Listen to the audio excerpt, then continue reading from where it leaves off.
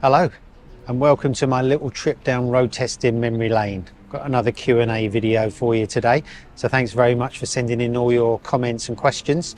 It's actually Q&A, or thanks for asking, number 33, which is quite apt. It's my race number and it's going to be the last one of this year. I've been on my travels, been to LA to ride the new Royal Enfield Shotgun 650. And you can read that review and see the video in MCN in the middle of January. And in fact, I'm still here. Hit it at the bike shed, the sister one to the bike shed in London. So excuse the ambient music in the background. I'll try and damp that out a little bit when I come to edit this video. But why don't we crack on with some questions? And the first one's a long one.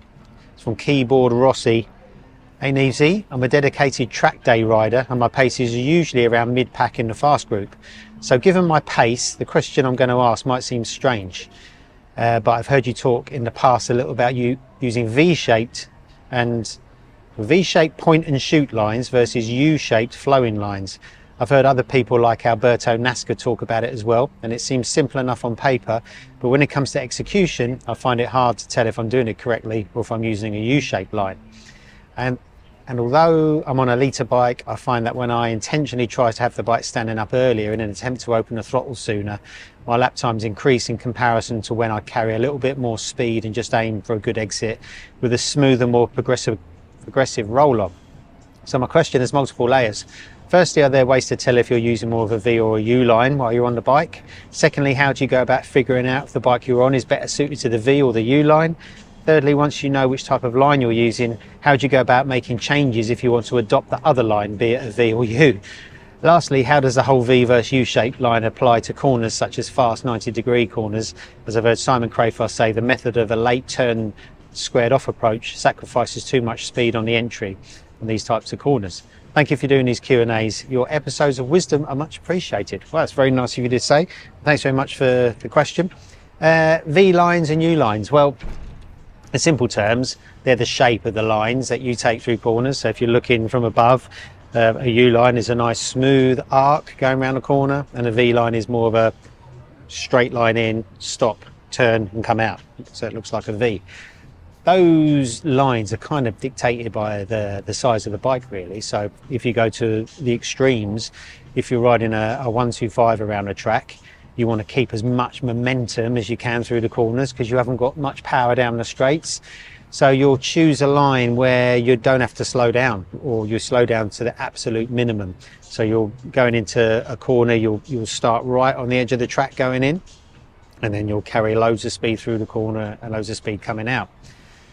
As the bike starts to get more powerful, that line starts to become less effective, shall we say, and probably a little bit dangerous. If you go to the other extreme, so if you're riding an R1 or an S1000RR around track and you do those big U lines, you're going to run into a few problems. So number one, you're leant over for a long time in the U, and all the time you're leant over, you can't use the 1000cc superpowers. You're kind of stuck at a certain throttle opening, and if you do try and progress, then you're going to have all kinds of problems with grip. And you're loading the front up, going in more, and you're just going to have a slower lap time. So the whole idea about V lines is to use a 1000cc or a powerful bike to its advantages, so making the straights as long as possible. So if you can make the straights really long on 1000, you're using all of its power, and then when you come to the corner, you just want to get through the corner as quick as you can and fire out again using this V line. So the way a V line feels when you're riding, so if you've got like a simple hairpin or a simple right-hander or left-hander, 90-degree or whatever, is with a sort of a conventional U line, you'll be running down the edge of the track, sort of parallel to the edge of the track as you're going into the corner. You'll reach your braking point, you'll brake more or less parallel to the edge of the track, and then you reach your turn point, and then you start to peel the bike in, head towards the apex and come out again. And that's kind of going to give you a U line. But with a V line, the area between your braking zone and your turn in zone, you start to point the bike in towards the apex. So you're not actually leaning and braking, you're just basically, you're still virtually upright, heading towards the apex. Now, what that's going to do is let you run into the corner a lot faster. It's going to help you brake with less risk because you're not leant over and braking as you're starting to turn. And then when you get to sort of the apex of the corner, then you do your turn, you flop it over on its side, get it turned and pick it up and then fire out as fast as you can. So you're spending as little time in the middle of the corner as possible, basically. And the way you know you've got it right is it's a lot easier to turn. So if you, with the V line, you brake at your normal place and you turn in at your normal place, but because you are braking in a straight line, more or less upright, and you've done a little bit of the turn already, when you get to the turn point, it's less of a big flick of a turn. It's less of a straight line brake and it's more of a angle in, brake, turn and out. It's kind of a lot more efficient. It puts a lot less stress on the front end, and it helps you fire out the corners better. So that V line is more about the entry to the corner than coming out. So when you're saying, you know, you're picking the bike up and firing it out and it's slower than a faster line, maybe you're doing more of a U going into the corner and then stopping to turn for too long and then coming out. So yeah, it's something that you need to do on a big bike for effective lap times. And what Crayfar says about the kind of braking deep into the corner in a straight line and then kind of almost turning back on yourself for a late apex, that does limit your entry speed into the corner, and basically it's not as effective. And Simon Crayfar's whole Moto Voodoo concept kind of started from seeing track day riders use those big U lines or the late turn lines, and he wanted to kind of educate riders to go in at more of an angle on the brakes, flop it in at the last minute, pick it up and fire out. So that's the basic difference between a U and a V. And the slower the bike, the more U-shaped you need to go to keep up momentum. But that's a great question, so thank you very much for that. Next one's from official Ryan Elliott. Thanks for the question. Hi Neezy, had many hours of entertainment from both this channel and the MCM videos, so thank you for all you do, no problem. I wonder what the best beginner-friendly UK track would be. As I get faster and more confident with fast B-road riding, I'm thinking it's a great time to christen my 08 ZX6R and do my first track day. I'm based in Sussex, so logistically thinking either Brands or Thruxton, but don't mind travelling further. Love to know what you recommend, Ryan. Thanks for the question. Well, ZX6R, perfect track bike, you're going to have a lot of fun on that. I mean, what I would say is, in England, we're very lucky that we've got a lot of tracks and we've got a lot of very interesting tracks to ride that aren't necessarily kind of tracks that all about, well, it is all about speed, all tracks are all about speed, but it's kind of the experience you get from riding in terms of, let me explain it this way. We've got lots of woodland tracks. We've got Cadwell, we've got Alton Park, you've got Brands and Brands GP. And tracks like that, not only are they fast and technical, but they're interesting. So you don't need to go a million mile an hour around those tracks to get your rocks off. So what I would do is, if logistically your closest tracks are Brands or Thruxton, I'd go to Brands. Brands Indy's only got 5 corners basically, so that's not a bad beginner track. Although you need to have your wits about you for Paddock Bend, the turn one that goes steep downhill. I don't think Thruxton actually do that many track days, but I would recommend interesting tracks rather than tracks that you can, you know, go absolutely flat out on. Things like Snetterton are good for honing your skills. They're very flat. That track's very flat. It's easy to see around the corners. Silverstone is the same, but I would go for the ones that are kind of evocative and the ones that not many other people in the world get to ride. I mean, the world's jealous of our tracks in the UK. We've got some fantastic ones. So yeah, I'd go to the interesting tracks really, regardless of how easy or whatever. I mean, you could go to Mallory. That's got very few corners and that'd be good to learn on. But as an experience, it's not as exciting as going around a Brands Hatch or whatever, or Liddon Circuit in Kent.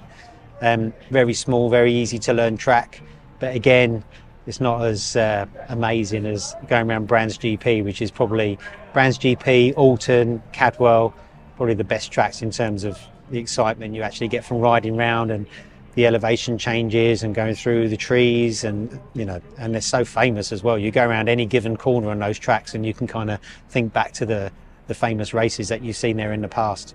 So yeah, ZX6, fantastic track bike. Whiz it round Brands or Brands GP and you'll have the best time ever. So that's brilliant. Thanks very much for your question. The next one is from Scroty McBoogerballs. Wow, great name. Hi Easy, really enjoying your channel and your output over the years. Question for you. You mentioned when you won the Idol competition that the pay was quite poor to start with. Have you ended up being able to make a good living from it, i.e. has it ended up paying well? Well, great question. Yeah, I think I've said before, when I joined MCM and won this competition, I think they thought somebody a lot younger than me was going to get it, and they didn't really set aside too many funds to pay, which is fine. I was 32 when I joined, and I think they're expecting an 18-year-old, something like that. I think anything in the motorcycle industry is never going to be very well paid. I think it's more of a passion. I think my kind of payment comes from being able to get up in the morning and talk about bikes, write about bikes. That's what gives me the pleasure. Not so good for paying the mortgage, but yeah. But yeah, the pay has got better as I've got older, but yeah, you're never going to be a millionaire working in motorcycles at any level, unless you're a MotoGP rider, perhaps. But great question. Thank you very much. Next, from Alistair Hutt. I have a question which I bet you've never been asked before. Do you know of any organisations that run track days for people who have absolutely no desire to be a hero, rub a knee or knuckle on the tarmac, or otherwise pretend to be in a video game? I'd love to go around a track, but would be terrified of damaging my motorcycle, an FZ6 in lovely condition, damaging myself or ruining someone else's day by pootling around and getting in their way. I'm sure many of your followers would be scratching their heads at the idea of going gently around a track at 40 mile an hour instead of 140 mile an hour, but we're all different. Yeah, we are. That's a great question. I know what you mean. A lot of track days are fueled by testosterone. More and more track days now, you're getting fast pucker race bikes. People who aren't racing anymore, who just want to get their rocks off track day in, who want to go practice at track days for their upcoming race meetings. I mean, you see a lot of BSB riders at track days now and again.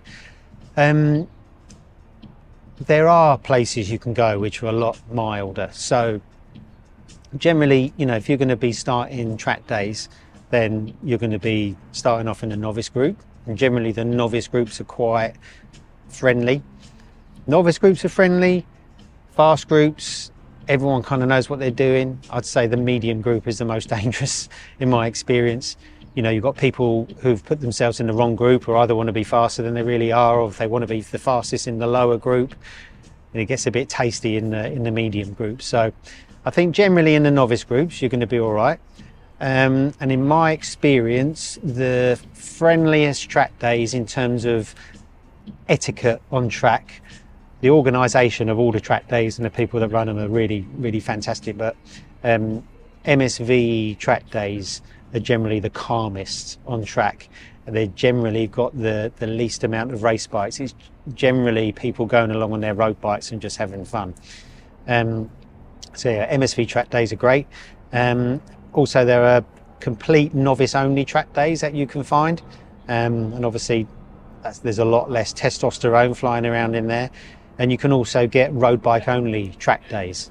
So, I don't think you should ever go around a track at 40 mile an hour. The closing speed might be a bit dangerous, but I know what you mean. If you just want to go out and have a nice time on track, and not feel intimidated by the people around you, I know exactly where you're coming from there, and you don't want to ruin your lovely bike either. So yeah, get yourself to maybe a novice only MSV track day, and I think you'll have a great time. A great question. Next is from Elrica. Apologies for the second comment, but I just had to ask this question. I can't remember what your first comment was. Sorry, mate. Anyway, A friend of mine was, I think it was about podcasts.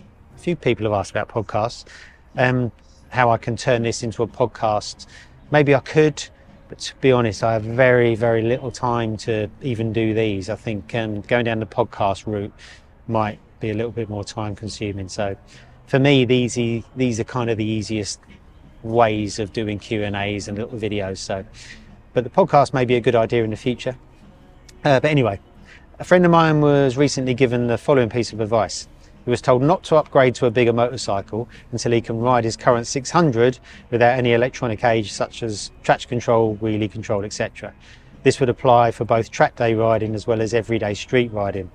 Curious to hear your thoughts. Thanks again for the amazing content. Well, thank you.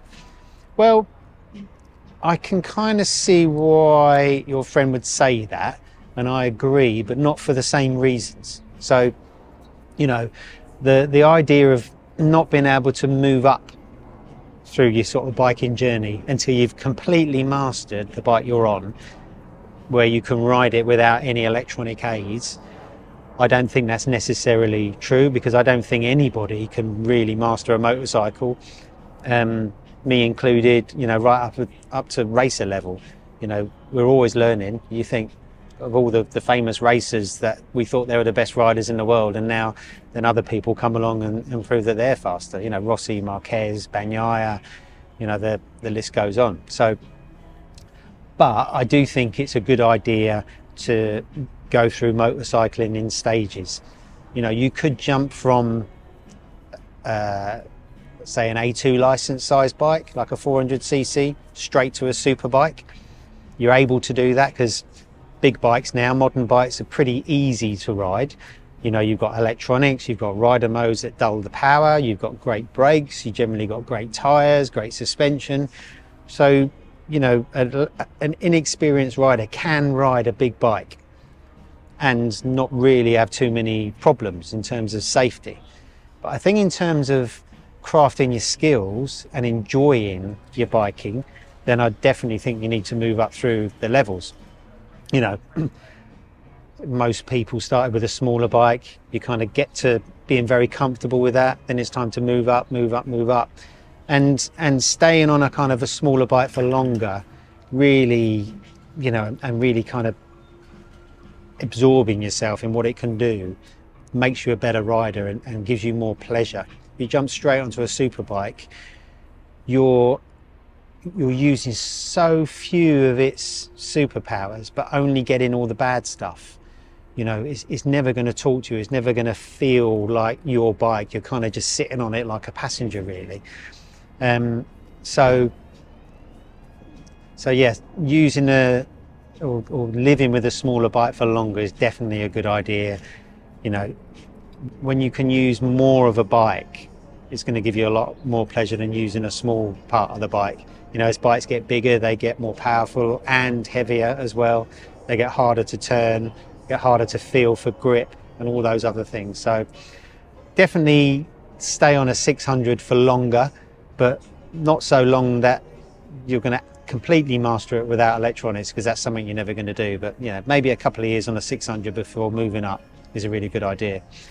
But having said that, capacities of bikes now don't really mean the same as they used to. A 600 or a 650cc bike now is kind of regarded as a beginner bike compared to when I was growing up, when it was a proper fast performance bike, because 600s are in different, you know, parallel twins or an M94, they're different animals.